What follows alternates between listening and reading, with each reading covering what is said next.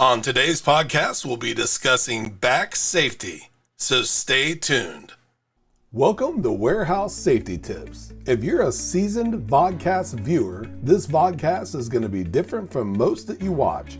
It's based around exactly what the name implies, warehouse safety tips. And since the people in this industry are busy, we know that time is money, so each episode will be as short and to the point as possible.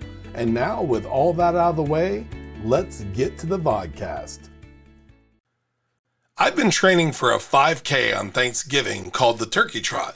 Somewhere in my activities, I have managed to aggravate my back to the point of experiencing very painful spasms. I just wanted to remind you that you only get one healthy back. Once it's injured, it could affect you for the rest of your life. If you're unfortunate enough to injure your back, you're not alone. There are close to 10 million new back injuries per year. Think about all the activities that you perform that require your back.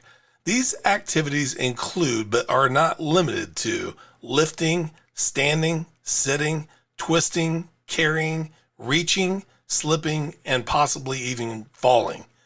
As with most situations that we discuss on this podcast, most of the activities listed above can be coupled with safety to prevent injuries from occurring.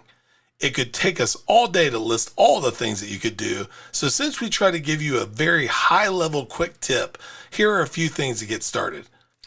Wear productive PPE when and whenever applicable. In the case of your back, this would be items such as back braces, weight belts, and safety harnesses.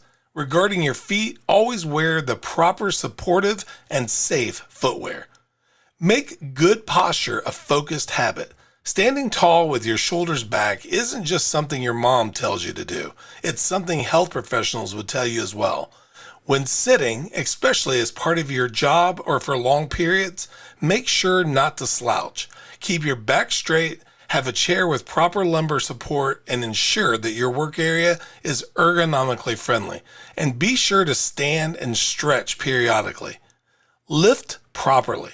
Know your limits. Lift with your knees and keep the weight close to your body. Stretch periodically. If your facility does calisthenics before or during shifts, make sure that you participate. And lastly, and certainly not least, know and listen to your body. If you're doing something that doesn't feel right, make changes before injuries occur. You only get one healthy back. Make sure that you take care of yours. We're excited to see you next week for another Warehouse Safety Tips. Until then, have a great week and stay safe. Before moving on, here's a word from one of our sponsors. If you've ever been to or worked in a warehouse, you know just how important safety is to both management and staff. It's almost impossible to go 10 steps without seeing safety tape, angles, signs, and/or safety products. It's these items that show us how to be safe and avoid danger in the workplace. And if you're looking for the best products to make this happen, look no further than Mighty Line. Mighty Line floor signs and floor markings offer the best industrial products out there. We're proud to have Mighty Line as the official floor sign and floor marking company for the Warehouse Safety Tips podcast and site. Go to mightylinetape.com/safety tips to request a sample pack of their incredible safety signs and floor markings.